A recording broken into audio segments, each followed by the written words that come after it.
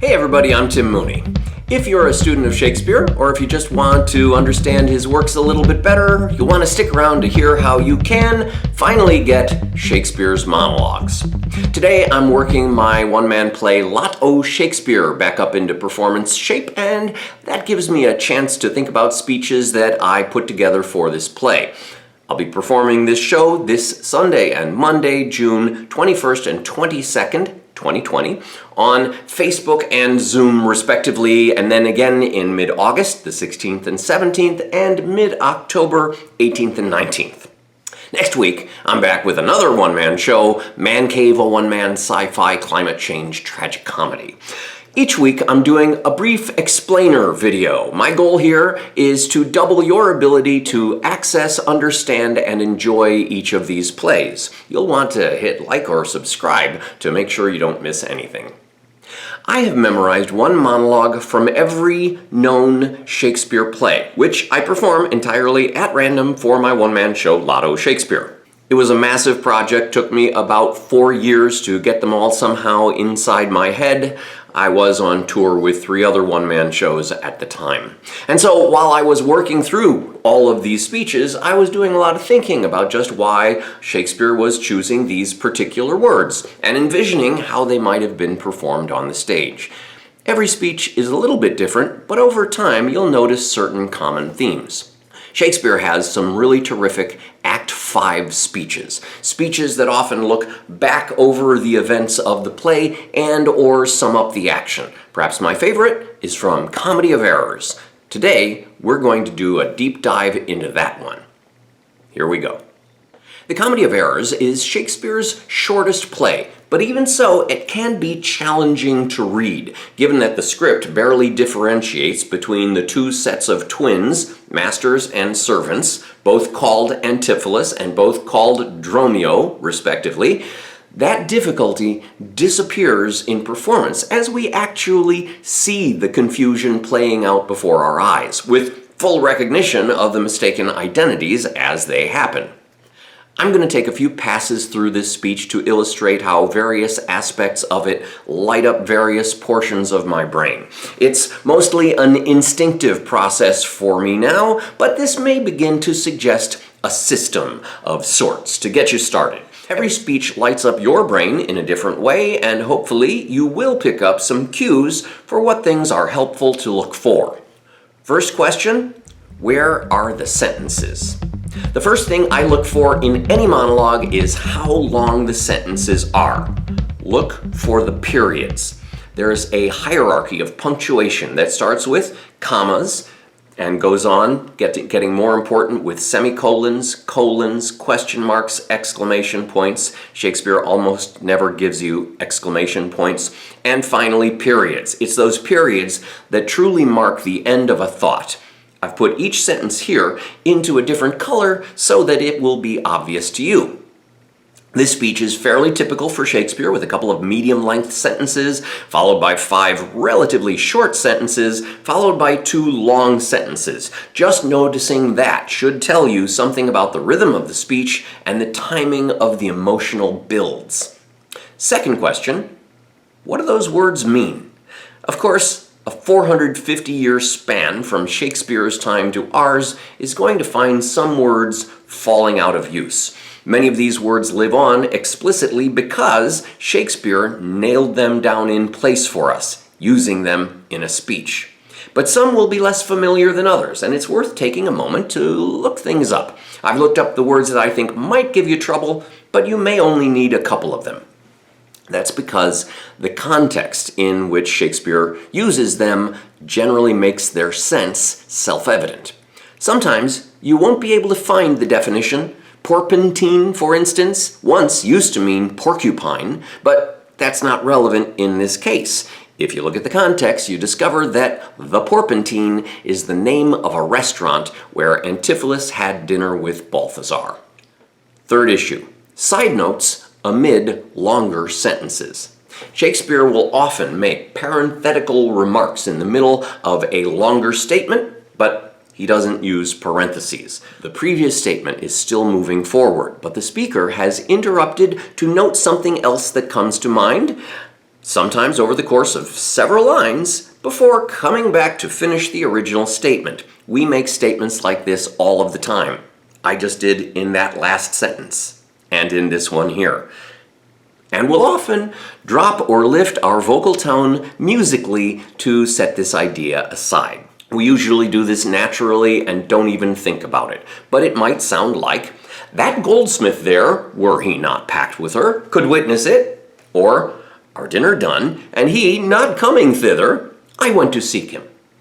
You might place that middle phrase higher or lower than the rest, faster or slower. However it is that you do it, you tend to abandon one tone or attitude and return to it when you resume the way that you had been expressing the first part of the thought.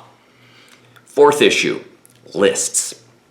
Before long, you probably begin to notice a series of lists. If you're working on a Shakespeare text that's more than a few lines long, there's a list in it somewhere. He gives you lists to work with all the time. Why? Because lists are inherently dramatic. A list is a person's way of saying not only this, but also this, and then that. And all of those suggest something even more, which brings me to the climax of all these things.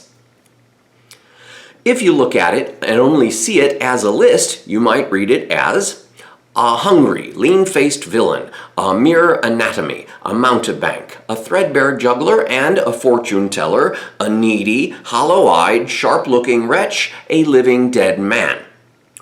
Or you might read that as a hungry, lean-faced villain, a mere anatomy, a mountebank, a threadbare juggler, and a fortune-teller, a needy, hollow-eyed, sharp-looking wretch, a living dead man. Shakespeare is giving you a musical score to ramp yourself up into a fury, a climax. Hey, we're almost halfway through here. More good stuff on the way, but if you're getting something out of this, please hit like below or tag me with the subscribe button.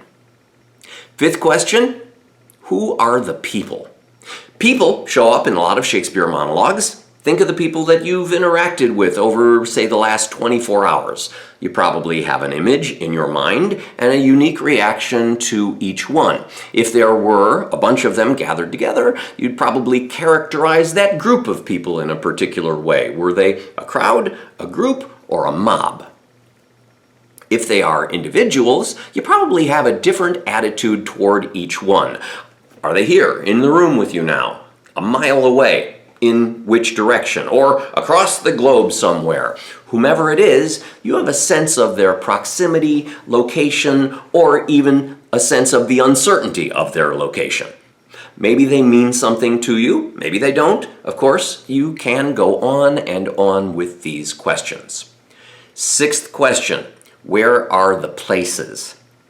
There are a lot of places in this monologue. When we reference places, we generally have some sort of notion about where they exist in space, near or far, north, south, east, west, around the corner, to the left or the right, standing next to that guy, or way over to the other place, downstairs, upstairs, at home, far away.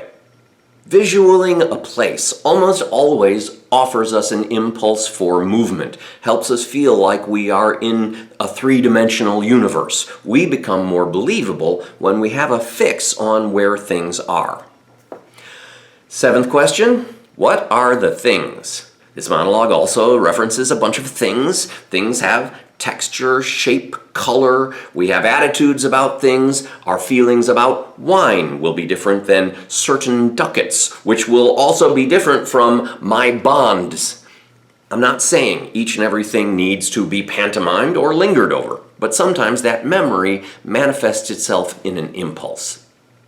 Eighth question, is it the truth? Shakespeare's characters don't always speak the truth. They lie. Sometimes a lot. And sometimes overlooking that lie will lead you down a path of no drama. Antipholus starts out this monologue by saying, "My liege, I am advised what I say, neither disturbed with the effect of wine, nor heady rash provoked with raging ire." If I take that statement at face value, I might be missing something. Sometimes people offer up disclaimers or denial about the way that they feel because they need you to not notice that that is exactly how they actually feel. They want you to ignore it and see something else. Or, as Gertrude famously says in Hamlet, "Methinks she doth protest too much." If we take people at face value, we may miss what is going on with them. We may miss the drama, the excitement, and the comedy. This is an Act V monologue from a farce. Farces are filled with misunderstandings, and those misunderstandings gather impact and momentum as they collect, much like a spring winding up. That spring has been tightening and tightening around Antipholus, and he's ready to explode. Let's take a look at how that might play out in performance. I'm not going to play each of the ideas in each of the words that I've highlighted in various iterations and permutations of looking at that monologue. Sometimes they just dance around in the back of my head and manifest themselves in an activity, attitude, sense memory, emotion, or maybe in plain old volume. But perhaps you'll notice that each of these concepts has had some kind of impact on the performance. What were they again? Length of sentences, meanings of words, parenthetical side notes, lists, people, places, things, truth, and, by the way, farce. My liege, I am advised of what I say, neither disturbed with the effect of wine, nor heady rash provoked with raging ire, albeit my wrongs might make one wiser mad.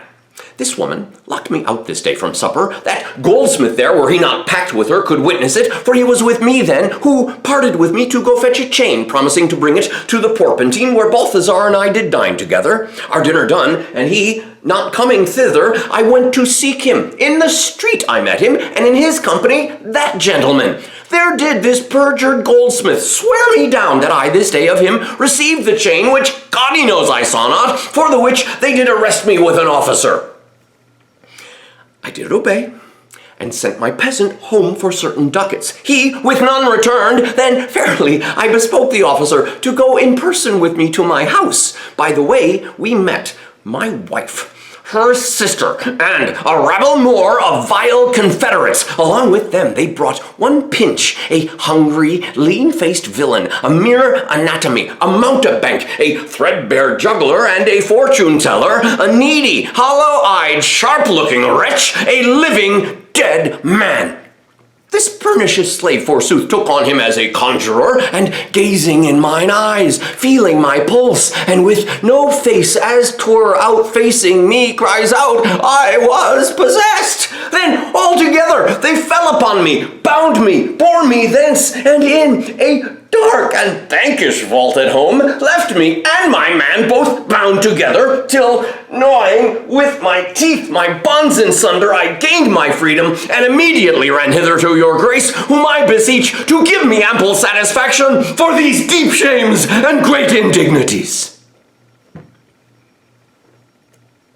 So that's my first take on performing Shakespeare monologues. I like this particular monologue because it touches on so many things that impact the choices that you might make. There's more there to explore, but if you keep these things in mind, you've already doubled your likelihood of totally getting this play, getting Shakespeare, speaking monologues.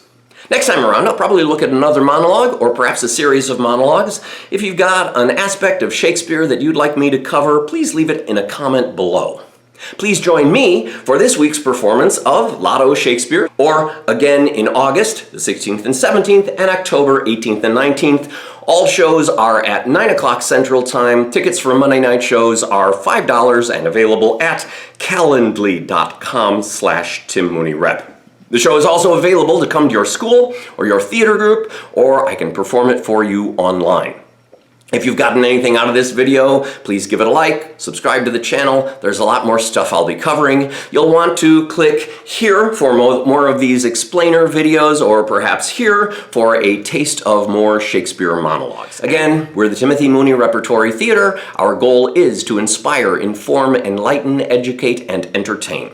If you're interested in supporting that mission, any donations are deductible to the fullest extent allowable by law. You can support us and/or find lots more goodies with books and links and video and a Patreon campaign at timmooneyRep.com. See you on the stage.